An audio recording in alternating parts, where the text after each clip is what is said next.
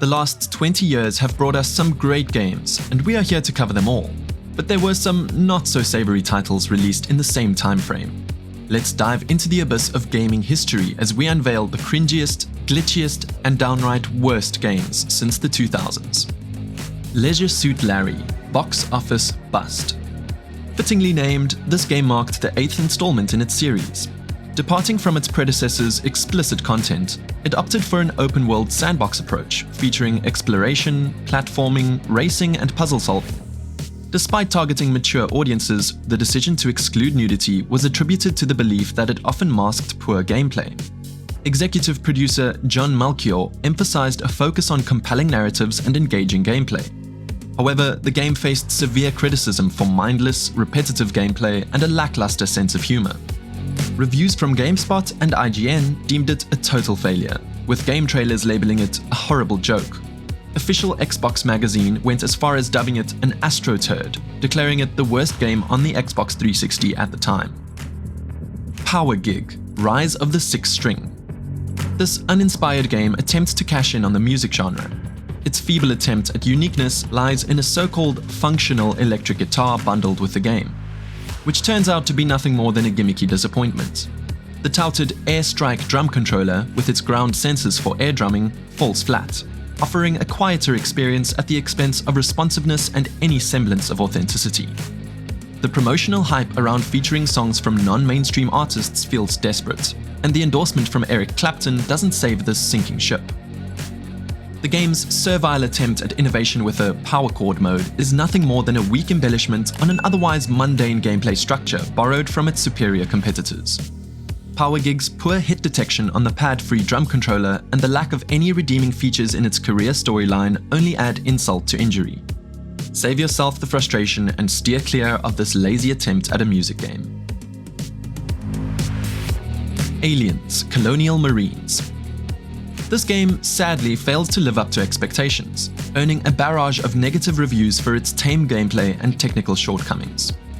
Critics unanimously panned the uninspiring experience, citing issues like low-quality graphics, superficial thrills, and a failure to capture the essence of the source material. The first-person shooter genre is not revitalized here, with many lamenting the absence of innovation.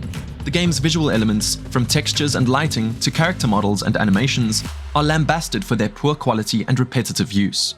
Even the Aliens aesthetic, initially praised, couldn't salvage the overall dismal presentation. Gameplay frustrations stem from numerous bugs, notably poor collision detection and glitchy artificial intelligence that renders enemies more frustrating than formidable.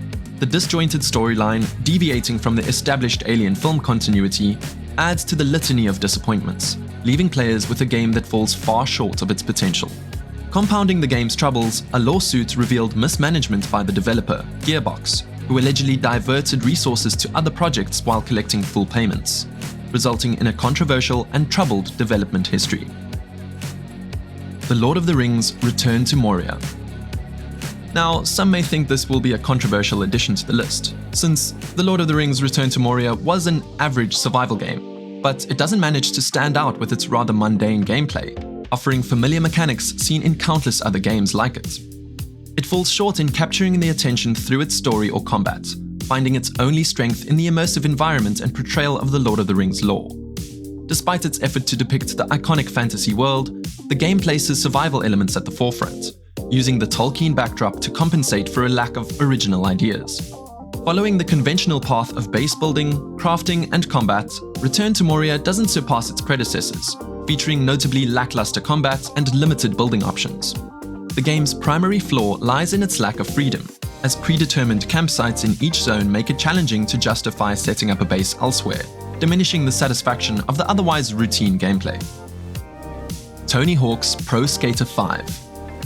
The 8th generation version of this game faced scathing criticism upon release, earning the 4th lowest average score on the PlayStation 4 and the 5th lowest on the Xbox One. Critics universally panned the graphics as subpar, even when compared to PlayStation 2 games, with gameplay bearing little resemblance to its predecessors. Numerous bugs rendered the game almost unplayable, and the absence of non-player characters was glaring.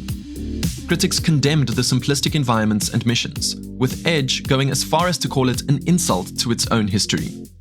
The The Creator Park feature failed to redeem it, as most levels were deemed inferior copies of the originals.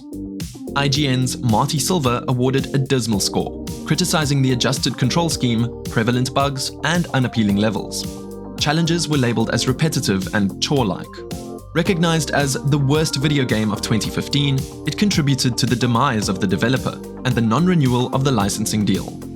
A subsequent remaster success only highlighted the stark quality contrast, emphasizing the game's failure to honor its legacy. Star Wars Battlefront 2.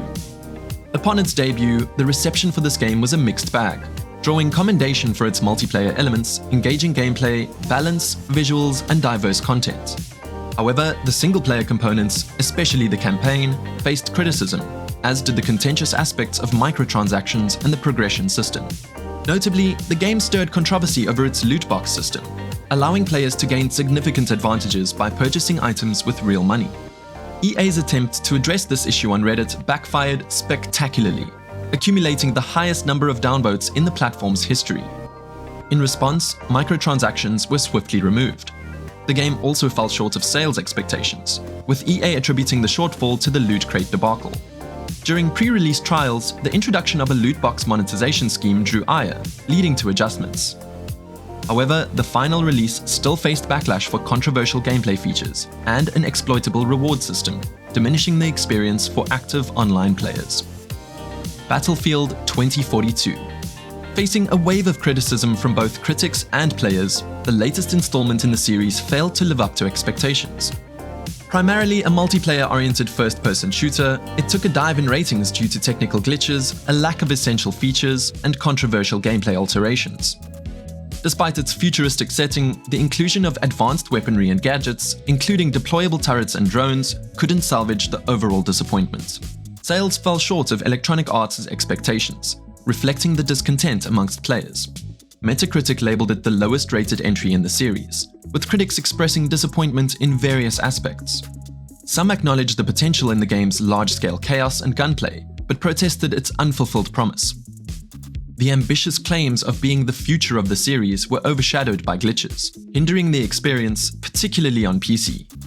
A sentiment echoed by critics who felt the game, although possessing the elements for greatness, seemed rushed and in need of substantial updates to fulfill its potential.